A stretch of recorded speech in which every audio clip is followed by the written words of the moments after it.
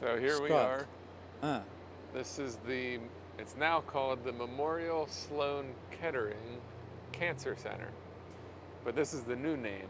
The old name was the Memorial Hospital for Cancer and Allied Diseases. mm-hmm. And this is the hospital that provided the treatment and amputation of Zerka's shoulder. I believe it was January 1959. Does that sound right, Sergio? It could be 59. I believe it was 1 year prior in 58 where they were trying different treatments and they couldn't Yes, get a proper diagnosis yes, that's right. because Zerka was having all sorts of pains in her shoulder. They thought it was arthritis at first, and then after taking x-rays, the, the Dr. Coley, I think it was, Yes, diagnosed it as a tumor in the cartilage in the shoulder and recommended immediate surgery and amputation.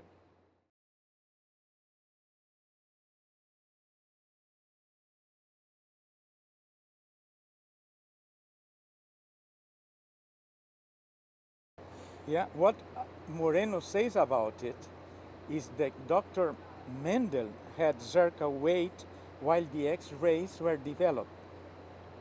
He was so shaken by what he saw that he said to her, in violation of medical protocol, you have a bone growth. It must be attended to right away. Yeah, so it sounded like it was very urgent. And I was rereading some of Zerka's memoirs.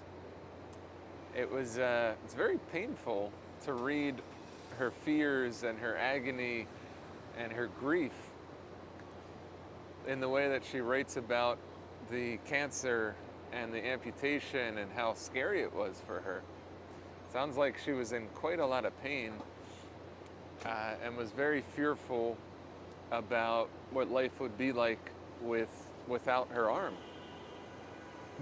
She writes about trying to imagine herself in the future with one arm, and she makes a pun of a joke of sorts of imagining single-handedly having to face life with just one arm.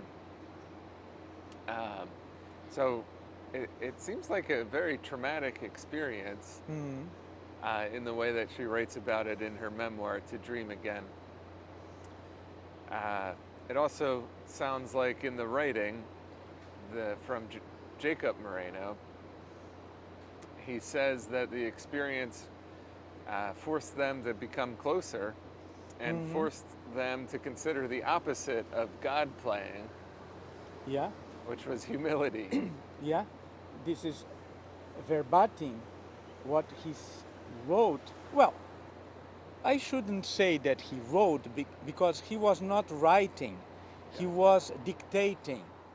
But what comes out from that is we were so close, Zerka and I, that we could evoke one another's support and wisdom even in fantasy.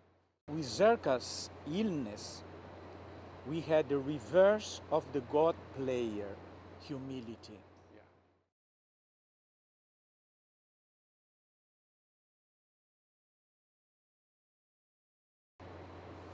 Anything else? Um, well, there's another story, maybe 9 months later, that I thought was interesting, where Jacob and Zerka were scheduled to go to Europe and to travel around the world and teach psychodrama. And in the aftermath of the amputation, Zerka decided to stay home, that it was better. And J.L. Moreno went by himself to give all the presentations. It was in Greece, I think, no? In one of the workshops in Greece, he said to the group in his introduction, he said, the drama is here, but the psyche had to stay home, referring to Zerka. Yeah.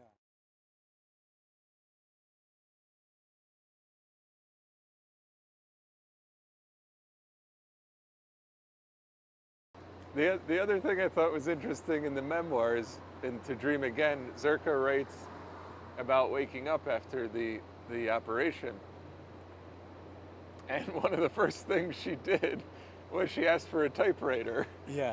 And she tried typing with one hand to see Yeah, if she could the still left work. hand. Yeah. So, yeah, this is where it all happened here. We're on 68th Street on in Manhattan in New York. Okay. Well, fine. So let's live with that.